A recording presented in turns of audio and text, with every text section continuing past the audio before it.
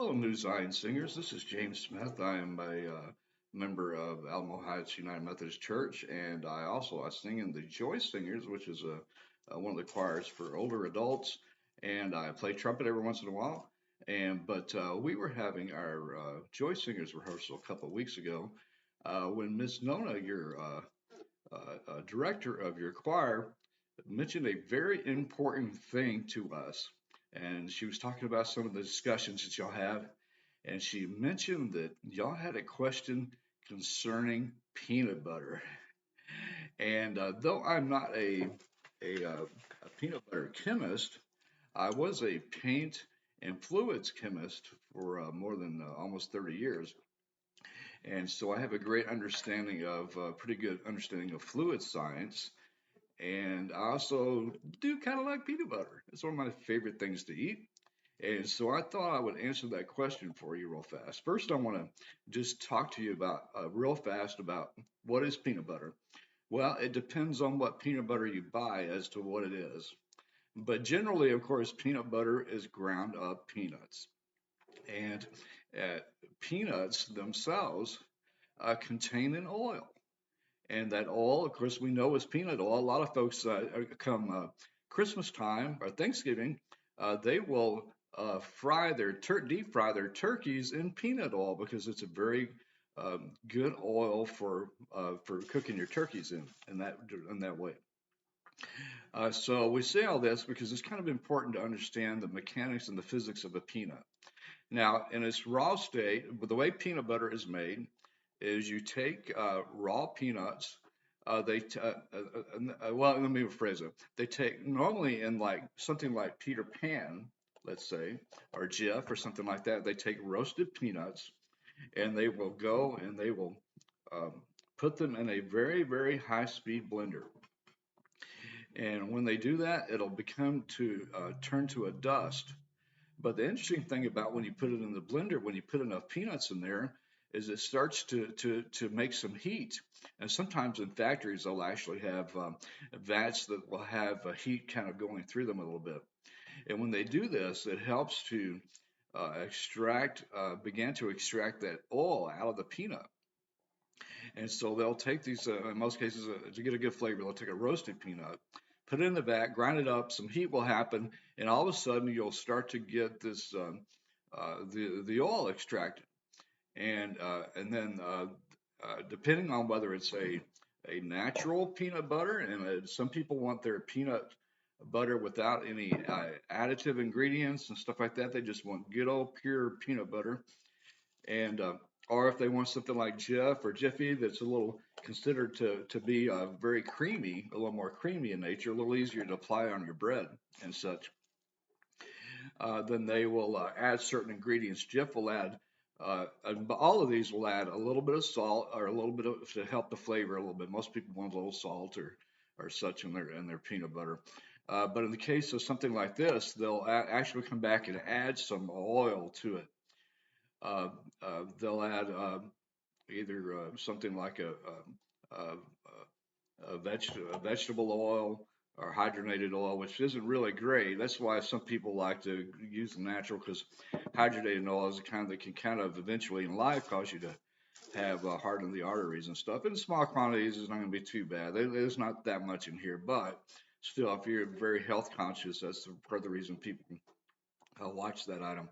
But anyway, they'll add that, and then because they add this extra oil in this kind of oil, and this kind of oil, and this one they don't add any extra oil. They just use the pure peanut oil from the peanut that comes in the process.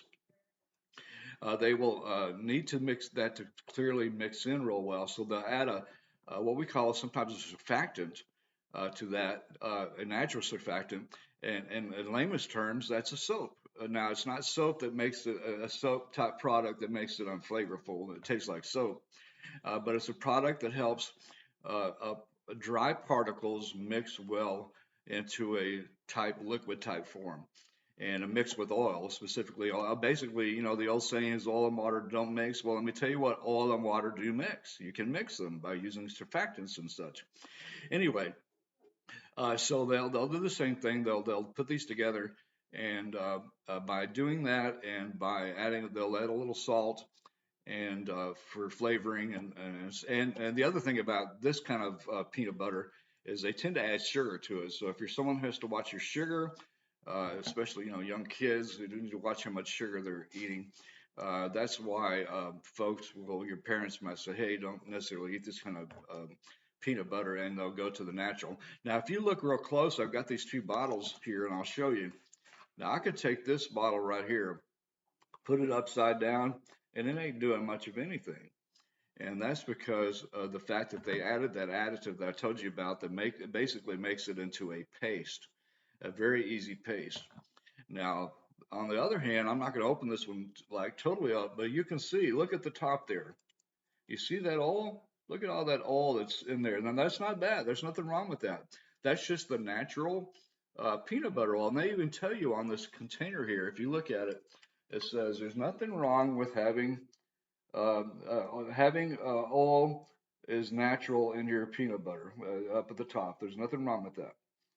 And see there it says oil separation is natural. And so anyway, the point of this and the question is peanut butter a liquid? This all has to come down to two things. Um, Something that's a paste type product. Uh, Think of a glacier. We think of water. We have water in its natural form.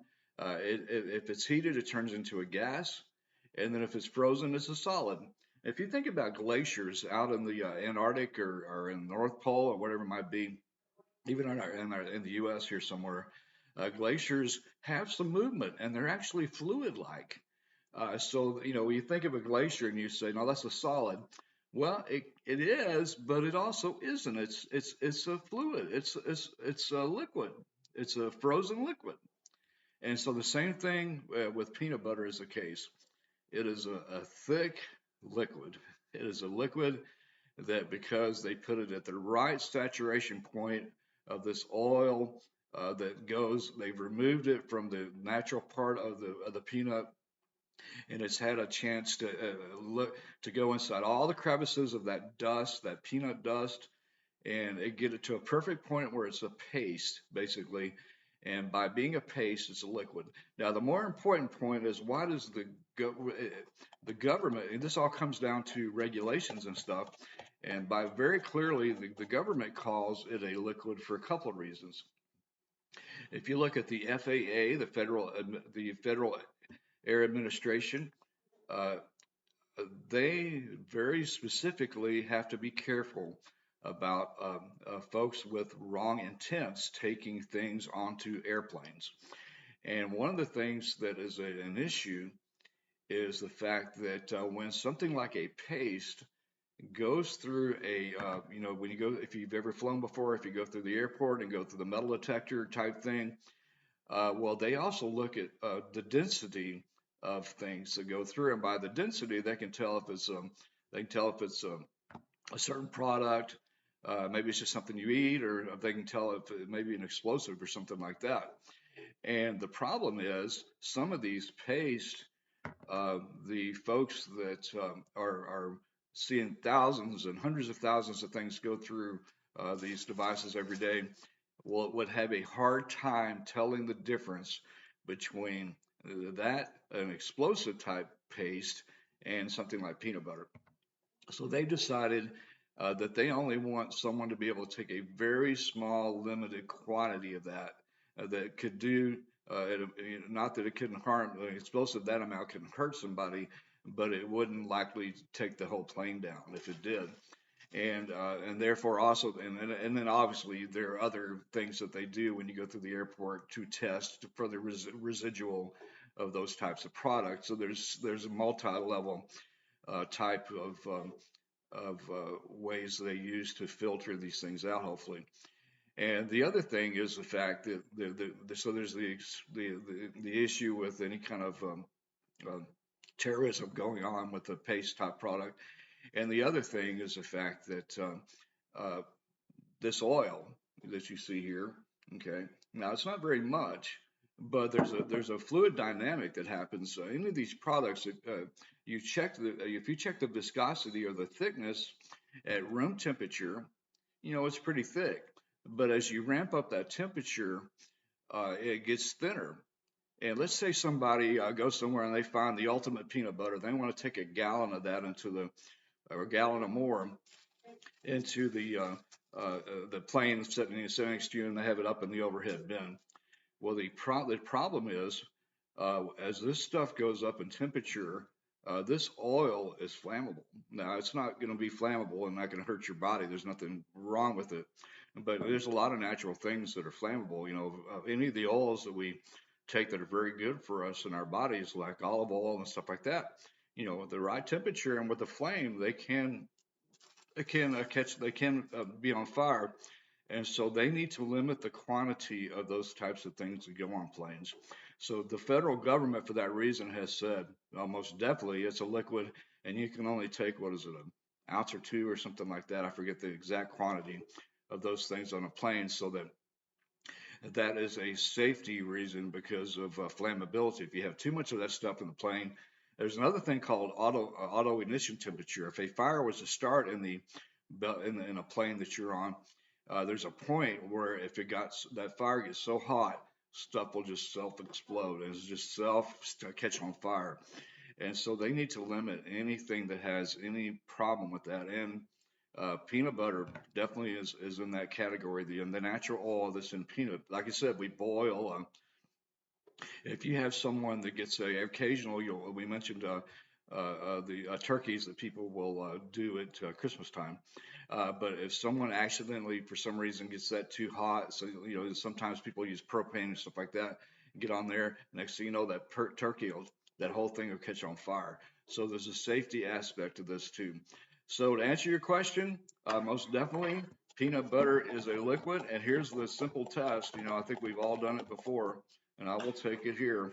It's a simple viscosity test. If you do it long enough and hold it, it'll start to flow. See that little flow there? It starts to go down. I don't want it to go on my computer, but if you look, it's moving. So that means it's real simple. If it makes any kind of movement like that, it is a liquid.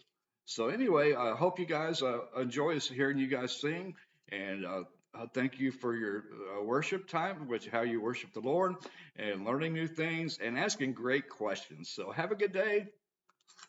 Eat some peanut butter.